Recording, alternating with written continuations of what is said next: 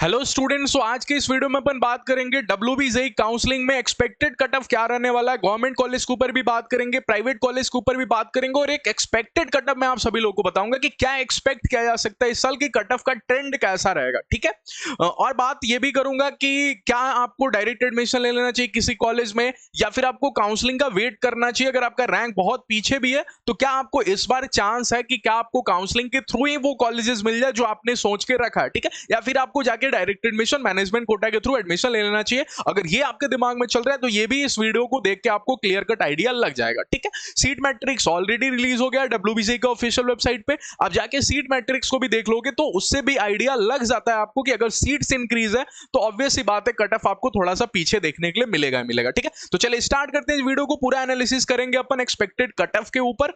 तो ये अपना टेलीग्राम चैनल है, साथ में आपको व्हाट्सएप का ग्रुप भी है, दोनों आपको डिस्क्रिप्शन बॉक्स में मिल जाएगा। आप जाके जल्दी से ज्वाइन हो जाओ। ओके, और साथ में अगर आप हमारे मेंटरशिप प्रोग्राम को ज्वाइन होना चाहते हो जिसमें हम लोग काउंसलिंग प्रोवाइड कर रहे हैं खुद ही, तो उसके लिए आप इनरोल हो सकते हो। सिर्फ 249 प्राइस है। डिस्क्रिप्शन बॉक्स में आपको गूगल फॉर्म मिल जाएगा और साथ में आप कमेंट सेक्शन भी चेकआउट कर सकते हो। गूगल फॉर्म जल्दी से जाके फिल कर दो। ओके, टाइम बहुत कम है। और यदि आपको किसी प्राइवेट कॉलेजेस में, वेस्ट बंगाल के किसी भी प्राइवेट कॉलेज में डायरेक्ट एडमिशन चाहिए तो आप जल्दी से सीट बुकिंग करा लो। इट्स बिकॉज जैसे ही काउंसलिंग स्टार्ट हो जाएगा ना, ठीक है, एक बार काउंसलिंग स्टार्ट हो जाएगा और यह मान के चलो कि फर्स्ट राउंड काउंसलिंग का जब रिजल्ट आएगा ना, तब आपको जो चार्जेस होते हैं मैनेजमेंट कोटा के, जो चार्जेस होते हैं वो काफी ज्यादा हाई देखने के लिए मिलेगा। ठीक है, इसलिए काउंसलिंग स्टार्ट होने से पहले अगर आपको लग रहा है कि हाँ मुझे ये कॉलेज में एडमिशन चाहिए, मेरा रैंक बहुत पीछे है, उस कॉलेज में तो बिल्कुल नहीं हो सकता, तो आप डायरेक्ट एडमिशन के लिए अप्रोच करो। स्क्रीन पे दो नंबर पे ऑफिस विजिट करो, देन आफ्टर आप सीट बुकिंग का प्रोसेस कंप्लीट कर लो। बहुत ही लेस चार्जेस में आपका हो जाएगा। ठीक है, अच्छा चलिए बात करते हैं फैक्टर्स, कौन कौन से फैक्टर्स जो अफेक्ट करते हैं आपको कट ऑफ को। तो सबसे पहले कितने स्टूडेंट्स एग्जाम में अपीयर होते हैं। ठीक है,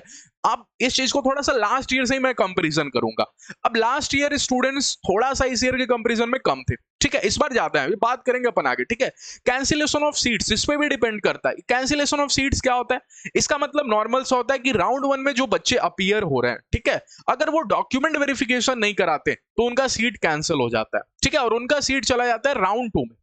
थोड़ा ध्यान से सुनना, उनका सीट कैंसिल हो जाता है और राउंड 2 में चला जाता है, मैनेजमेंट कोटा में नहीं जाता। बहुत सारे लोगों का मैंने सुना है कि बहुत सारे लोग बोल रहे हैं, स्टूडेंट्स भी मेरे को कॉल करके पूछते हैं, सर राउंड 1 में जो सीट कैंसिल हो गया वो राउंड 2 में ही जाएगा ना? हाँ, वो राउंड 2 में जाता है। जब तक काउंसलिंग वाला सीट फुलफिल नहीं हो जाता, सेंट्रलाइज काउंसलिंग खत्म नहीं हो जाता, मैनेजमेंट कोटा में सीट कब जाता है ध्यान से समझना।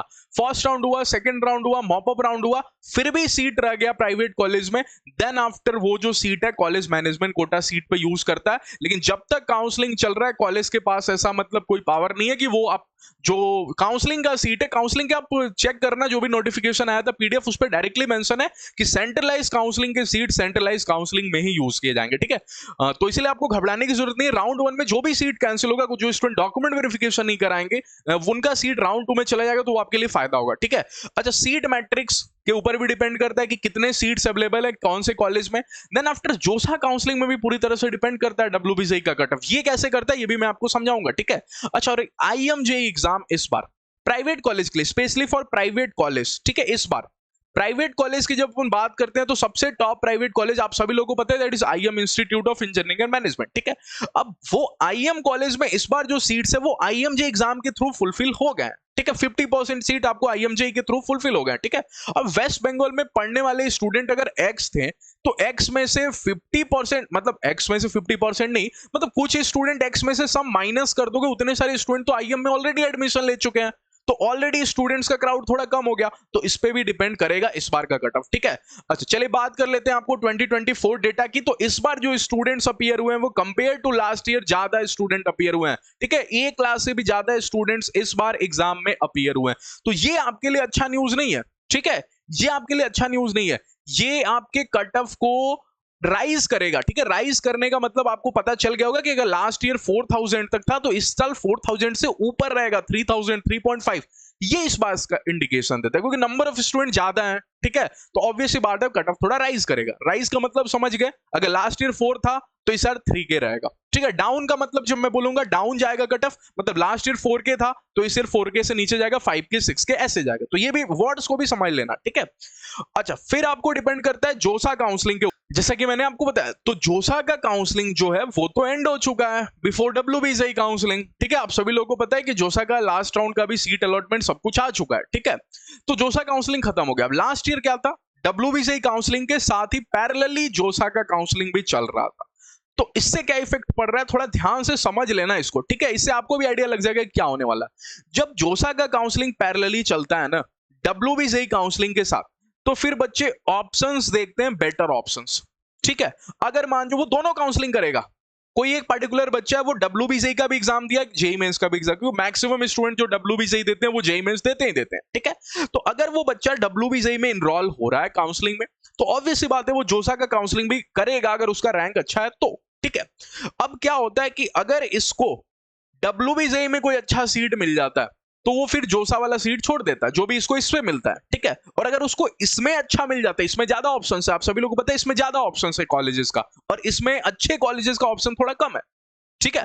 तो अगर बच्चे को इसमें बेटर ऑप्शन मिल गया तो काहे का ये काउंसलिंग करेगा डब्ल्यूबीजेई का, नहीं करेगा, छोड़ देगा। लास्ट ईयर तक क्या होता था, डब्ल्यूबीजेई भी करता था, जेईई मेंस भी करता था। अब इस साल के जो स्टूडेंट होंगे जिनको ऑलरेडी अच्छा कॉलेज मिल गया, वो डब्ल्यूबीजेई काउंसलिंग में इनरोल नहीं होंगे, क्योंकि वो एडमिशन ले चुके। तो क्या मतलब है काउंसलिंग में इनरोल होना, फिर डॉक्यूमेंट वेरिफिकेशन कराना, 5000 पैसा मतलब सीट एक्सेप्टेंस फी भी देना, ये सब करने की इनको क्या जरूरत है, कोई जरूरत नहीं है, ठीक है। तो इसीलिए इस बार डब्ल्यूबीजेई काउंसलिंग थोड़े से कम बच्चे कर, एग्जाम भले ही 1 लाख से ज्यादा दी, उससे कोई फर्क नहीं पड़ने वाला उतना, इससे फर्क पड़ता है लेकिन उतना भी नहीं पड़ता, क्योंकि मैटर तो काउंसलिंग करता है। एग्जाम में कितने बच्चे बैठ रहे हैं इस पे थोड़ी डिपेंड करता है कि काउंसलिंग में भी उतने ही बच्चे बैठेंगे। जिसको एडमिशन मिल गया, जिसने आईएम में एडमिशन ले लिया, जिसने जोसा काउंसलिंग के थ्रू एडमिशन ले लिया, वो काहे का काउंसलिंग में बैठेगा, ठीक है। और अगर कोई बैठता भी है तो देखने के लिए बैठता है कि मेरे को कौन सा कॉलेज अलॉट हो रहा है, उसको एडमिशन नहीं लेना, 2 बार थोड़ी एक स्टूडेंट एडमिशन लेगा। तो थोड़ा ध्यान से समझना और चीजों को, मैं क्या बोलने की कोशिश कर रहा हूं समझना। कम बच्चे अपीयर होंगे काउंसलिंग में, जितने एग्जाम दिए उतने अपीयर नहीं होने वाले, ठीक है। तो ये बताता है कि less students appear in counselling, ठीक है, less students appear in counselling. लेकिन लास्ट ईयर क्या था, जोसा का काउंसलिंग डब्ल्यूबीजेई पैरेलली चल रहा है, तो ज्यादा स्टूडेंट जितने बच्चे एग्जाम दिए मैक्सिमम 90% 80% स्टूडेंट डब्ल्यूबीजेई काउंसलिंग कर रहे हैं, ठीक है। अच्छा, और ये तब तक अच्छा नहीं मिला, ये जल्दी जाके घबरा के डब्ल्यूबीजेई में एडमिशन भी ले लेते थे तो सीट खत्म हो जाता था, ठीक है।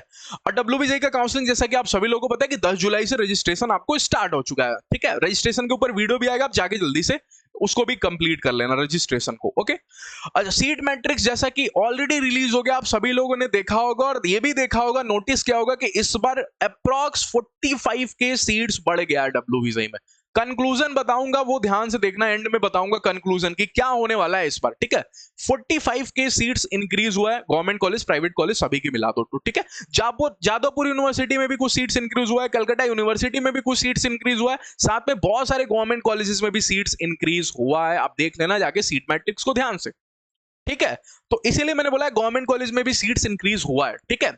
अच्छा, प्राइवेट कॉलेज की बात करो तो जितने भी टॉप प्राइवेट कॉलेजेस हैं, मैंने देखा था सीट मैट्रिक्स में, आपको भी दिखाया था, जैसे हल्दिया इंस्टीट्यूट ऑफ टेक्नोलॉजी है, सीएससी एआईएमएल का ब्रांच सीट इंक्रीज हुआ है, ठीक है। नेताजी सुभाष इंजीनियरिंग कॉलेज है, बहुत सारे स्पेशलाइजेशन ब्रांचेस लाया इस बार और सीट्स भी बहुत इंक्रीज हुआ है, ठीक है। सीएससी कोर का भी सीट इंक्रीज हुआ है, नारुला इंस्टीट्यूट ऑफ टेक्नोलॉजी, इसमें भी सीट्स इंक्रीज हुआ है। तो जितने भी टॉप प्राइवेट कॉलेजेस में सीट्स इंक्रीज हुआ है, साथ में स्पेशलाइजेशन ब्रांचेस भी बढ़े हैं, ठीक है। कुछ कुछ स्पेशलाइजेशन ब्रांचेस भी ऐड हुए हैं, तो आपको घबराने की जरूरत नहीं। अगर आपका रैंक पीछे है तो आपको काउंसलिंग बस सही से करना है भैया, ठीक है। अच्छा, और तीसरा जो सबसे इंपॉर्टेंट बात एक और होता है, सीट्स ड्रॉप आउट। अगर मान जो कोई बच्चा इस ईयर ये उतना ज्यादा नहीं देखने के लिए मिलेगा, क्यों, बिकॉज ऑफ जोसा काउंसलिंग। मैंने अभी अभी बोला आपको समझाते हुए कि पैरेलली काउंसलिंग चलता था लास्ट ईयर तक, जोसा का काउंसलिंग और डब्ल्यूबीजेई पैरेलली चलता था, ठीक है। तो फर्स्ट राउंड तक तो सभी पार्टिसिपेट करते थे, फर्स्ट राउंड तक डब्ल्यूबीजेई का हुआ, सभी पार्टिसिपेट करेंगे। लेकिन जैसे उनको इसमें कोई अच्छा सीट मिल जाता था ना, वो आगे का process that is document verification complete नहीं करते थे। अगर डॉक्यूमेंट वेरिफिकेशन कोई बच्चा नहीं करता है, ध्यान से सुनो, तो उसका सीट कैंसिल कर दिया जाएगा और वो वाला सीट चला जाएगा R2 में, राउंड 2 में, ओके। तो इसको बोलते हैं seats drop out, seats cancellation, ठीक है। कि जो बच्चे ने फर्स्ट राउंड में बैठा वो सेकंड राउंड के लिए नहीं जा रहा है, भले उसको अच्छा कॉलेज अलॉट हो गया लेकिन उसको कोई और अल्टरनेट ऑप्शन बीच में दिख गया, वो छोड़ दिया, डॉक्यूमेंट वेरिफिकेशन कुछ नहीं कराया, सीट कैंसिल हो गया, राउंड 2 में चला गया, अब आपका रैंक पीछे है तो वाला सीट आपको मिल जाएगा। लेकिन इस ईयर ये ज्यादा नहीं होगा। क्यों ज्यादा नहीं होगा? क्योंकि इस बार जो बच्चा करेगा वो केवल WBJ का काउंसलिंग कर रहा होगा, जोसा का काउंसलिंग खत्म हो चुका तो क्यों ही करेगा। तो जो बच्चा राउंड 1 में जिसको सीट मिलेगा वो छोड़ने वाला नहीं है, इस बार बहुत ही कम बच्चे छोड़ेंगे, ठीक है। तो राउंड 1 में जो मिलेगा ना वो उसको पकड़ ही लेगा, वो डॉक्यूमेंट वेरिफिकेशन कराएगा, वो राउंड 2 के लिए जाएगा। तो इसीलिए राउंड 2 में सीट्स कैंसिलेशन उतना नहीं ज्यादा जाने वाला है। तो इन सभी चीजों को देखो, एनालिसिस करूं तो अब मैं आपको कंक्लूजन बताता हूं, ठीक है। कंक्लूजन फर्स्ट राउंड से बताऊंगा ताकि आपको पता चल जाए कि हाँ कौन से राउंड में मेरे साथ क्या होने वाला है, ठीक है। क्या मेरे रैंक के बेसिस पे क्या कॉलेजेस मिल पाएगा कि नहीं, ठीक है। तो गवर्नमेंट कॉलेज की बात करूं फर्स्ट राउंड में, लास्ट ईयर के कंपेरिजन में कट ऑफ डाउन ही जाने वाला है, बिल्कुल, ठीक है। ज्यादा डाउन नहीं जाएगा क्योंकि गवर्नमेंट कॉलेज है, ठीक है। तो इसलिए ज्यादा डाउन देखने के लिए नहीं मिलेगा। अगर लास्ट ईयर मान जो किसी का कट ऑफ 3K रहा तो इसे 3.5K या 4K के बीच में रहेगा फर्स्ट राउंड में कट ऑफ, ठीक है। जो लोअर गवर्नमेंट कॉलेज उसमें तो और डाउन जाएगा, लेकिन जो टॉप गवर्नमेंट कॉलेज है, जलपाईगुड़ी गवर्नमेंट हो गया, कल्याणी गवर्नमेंट हो गया, जादवपुर यूनिवर्सिटी, कलकत्ता यूनिवर्सिटी, इसमें थोड़ा बहुत डाउन जाएगा, ठीक है, लास्ट ईयर के कंपैरिजन में।